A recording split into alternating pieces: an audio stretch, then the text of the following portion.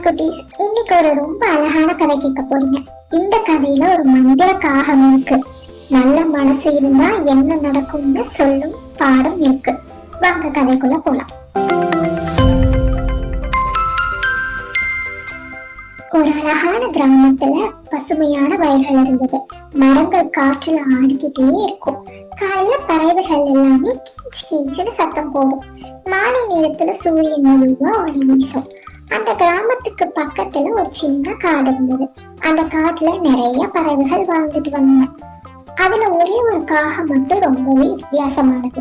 ஏன்னா அதோட இறகுகள் எல்லாமே பொண்ணு மாதிரி மின்னும். சூரியன் ஒளிப்பட்டா அந்த காகம் ரொம்ப அழகா ஒளிரும். அது மட்டும் இல்லாம அது ரொம்ப நல்ல மனம் கொண்ட காகம். அப்படி ஒரு நாள் என்னாச்சுன்னா, ரொம்ப வெயில் அடிச்சுது. மழையே வரல. கிணறுல தண்ணீர் கம்மியாயிடுச்சு.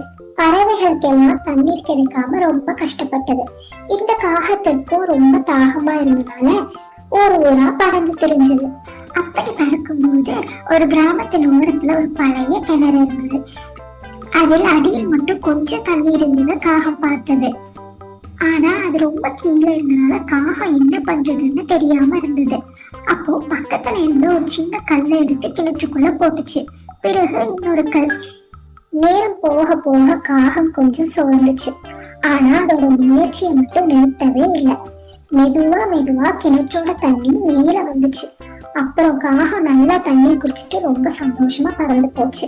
நாட்கள் போக போக மழை பெஞ்சு கிராமம் மீண்டும் பச்சை பசைன்னு ஆயிடுச்சு. ஆனா அந்த காகம் அந்த கிணற்ற மறக்கல. தினமும் வந்து அந்த இடத்த சுத்தமா வைக்கிறது மட்டும் இல்லாம மற்ற பறவைகளுக்கும் தண்ணி குடிக்க உதவுச்சு. இதையெல்லாம் பார்த்த கிராம மக்கள் பறவைகளுக்காக தண்ணி வைக்க ஆரம்பிச்சாங்க. விலங்குகளுக்கும் சாப்பாடு வச்சாங்க. ஒரு சின்ன காகத்தோட நல்ல மனசு முழு கிராமத்தையும் நல்லவங்களா மாத்திருச்சு.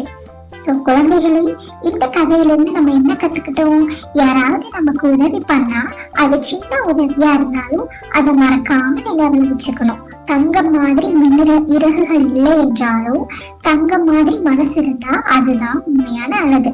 இன்னொரு கதையில சந்திக்கிறேன். இந்த வீடியோ பிடிச்சிருந்தா லைக் பண்ணி சப்ஸ்கிரைப் பண்ணுங்க. பாய்.